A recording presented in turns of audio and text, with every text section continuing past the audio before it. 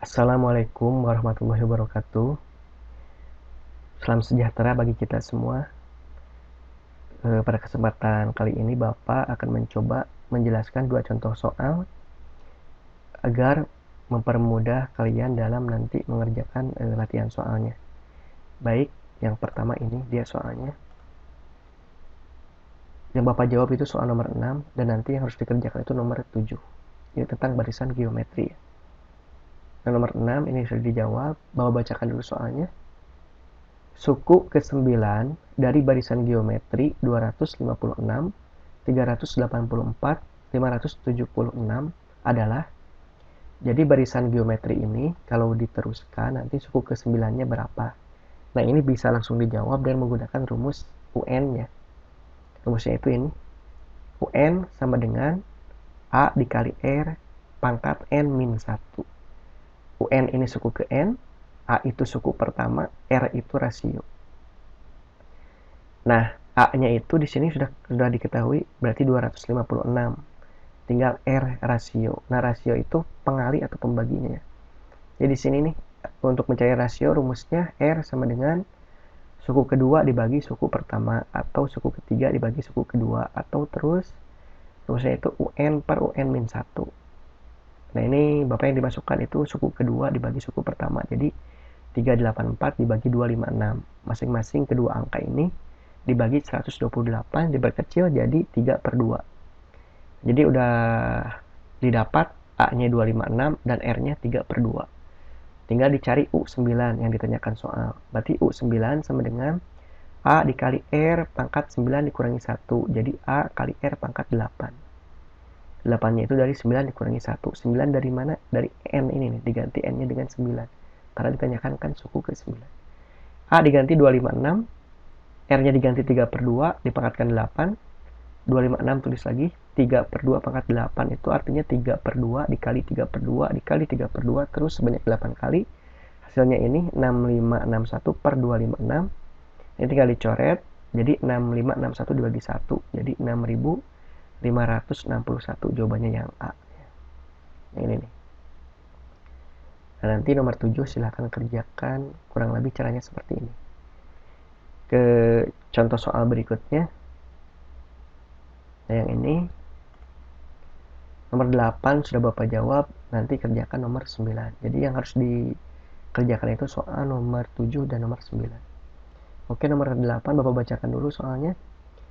Dari suatu barisan geometri diketahui suku ketiganya itu adalah 4 dan suku ketujuh adalah 324. Suku ke-6 barisan itu adalah, jadi ini ditanyakan suku ke-6-nya berapa, tapi di soal cuma diketahui suku ketiganya 4 dan suku ketujuhnya 324. Untuk mencari suku ke-6 tetap harus dicari dulu A sama R-nya. Nah, caranya seperti ini. Tadi kata soal suku ketiganya adalah 4, berarti U3 sama dengan A dikali R pangkat 2, ini jadi 4. Ini R pangkat 2 dari mana? Dari 3 dikurangi 1. N-nya diganti dengan 3.